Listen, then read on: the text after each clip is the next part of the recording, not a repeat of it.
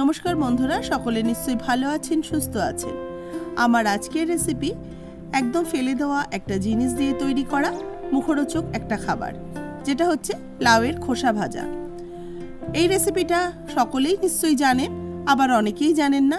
তবে আমি আমার মতো করে চেষ্টা করেছি। রেসিপিটা ভালো লাগলে অবশ্যই একটা লাইক দেবেন, শেয়ার করবেন সকলের সাথে, আর অবশ্যই করে চ্যানেলটাকে যারা এখনও সাবস্ক্রাইব করেনি, নতুন বন্ধু, তারা কিন্তু সাবস্ক্রাইব করে নেবেন। এটা কিন্তু ডাল ভাতের সাথে যেরকম ভালো লাগে, সেরকম এটা মুড়ি দিয়েও খেতে কিন্তু বেশ ভালো লাগবে। যারা আলু খেতে পারেন না, তাদের জন্য এটা বেশ উপাদেয় একটা খাবার। রেসিপিটা কেমন লাগলো আমাকে অবশ্যই কমেন্টস করে জানাবেন। পুরনো বন্ধুদের পাশে থাকার জন্য ধন্যবাদ জানিয়ে, নতুন বন্ধুদের স্বাগত জানিয়ে শুরু করব আজকের recipe. Welcome to Mimi's recipes. চলুন দেখিনি কিভাবে তৈরি করছি। দেখুন, একটা কচি লাউয়ের আমি ঘন্ট করার জন্য লাউটাকে কুচিয়ে নিয়েছি, আর খোসাটাকে ফেলে না দিয়ে একটা ঝুড়ির মধ্যে নিয়ে ভালো করে ধুয়ে রেখেছি।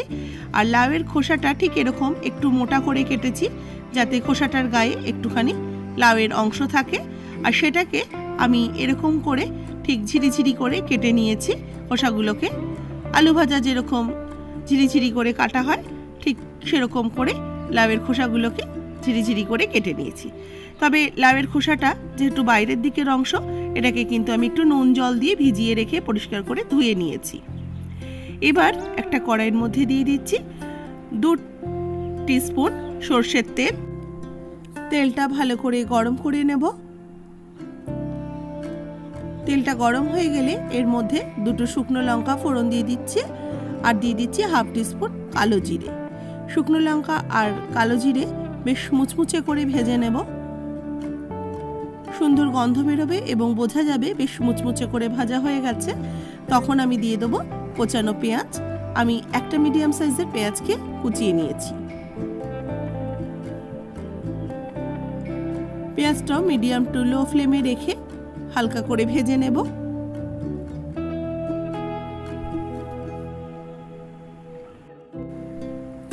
পেঁয়াজটা বেশ সুন্দর একটা রং চলে এসছে।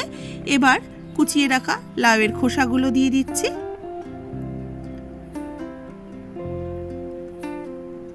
লাউয়ের খোসা দিয়ে পেঁয়াজের সাথে এগুলোকে আমি একটু অনবরত নাড়াচাড়া করতে থাকবো।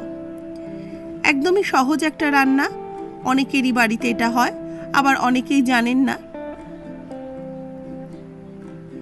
এর মধ্যে দিয়ে দিচ্ছি স্বাদ মতো লবণ, আর দেব অল্প একটুখানি হলুদ গুঁড়ো।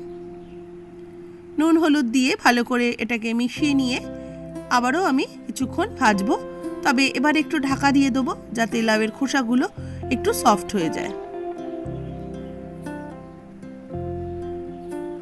মিনিট 2-1 জন্য এটাকে ঢাকা দিয়ে রেখেছিলাম। ঢাকাটা খুলে নিচ্ছি।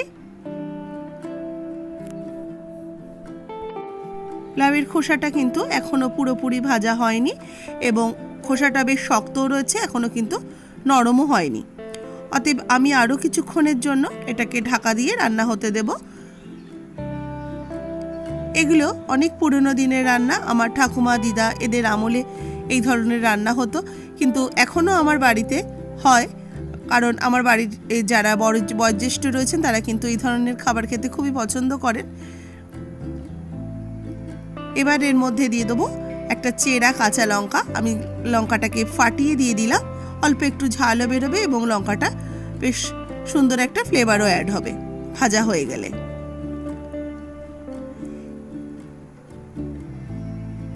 দিয়ে দেবো সামান্য একটু মিষ্টি। মিষ্টিটা সম্পূর্ণ অপশনাল, আপনারা দিতেও পারেন, নাও দিতে পারেন। নিজেদের টেস্ট অনুযায়ী নুন, মিষ্টি আর ঝালটা অবশ্যই আপনারা অ্যাড করবেন। দেখুন, ভাজাটা কিন্তু অনেকটাই প্রায় হয়ে গেছে।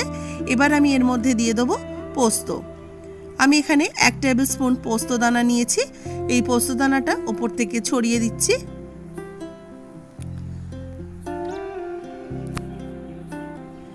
পোস্তটা দিয়েও ভালো করে ভেজে নেব, এবং পোস্তটাও যেন ভাজার সময় বেশ মুচমুচে হয়ে যায়।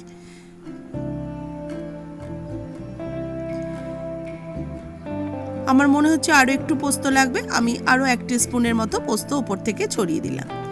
এরকম খোসা ভাজার কিন্তু প্রচণ্ড পরিমাণের ফুড ভ্যালু থাকে, কারণ যে কোনো সবজি বা ফলের ওপরের লেয়ারটাতেই প্রচুর কিন্তু নিউট্রিশন থাকে, যেগুলো আমরা ফেলে দিই।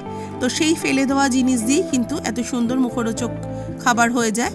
এটা কিন্তু আমার হয়ে গেছে, এটা আমি সার্ভ করে নেব। গরম গরম ভাতের সাথে এটাকে আমি সার্ভ করে নিচ্ছি। অবশ্যই রান্নাটা করার সময় পোস্তটা যেন ভালো করে ভাজা হয়, পোস্তটা দিয়েও কিন্তু মিনিট খানেক ভালো করে ভেজে নেবেন, তাহলে কিন্তু খেতে খুবই ভালো লাগবে। একটুখানি ঘিয়ের সাথে পরিবেশন করবেন। এরকম ভাজার সাথে ঘি ভাত খেতে কিন্তু ভীষণ ভালো লাগে। ভালো লাগলে লাইক, শেয়ার, কমেন্টস করতে ভুলবেন না এবং সাবস্ক্রাইব করে নেবেন আমার চ্যানেলটা।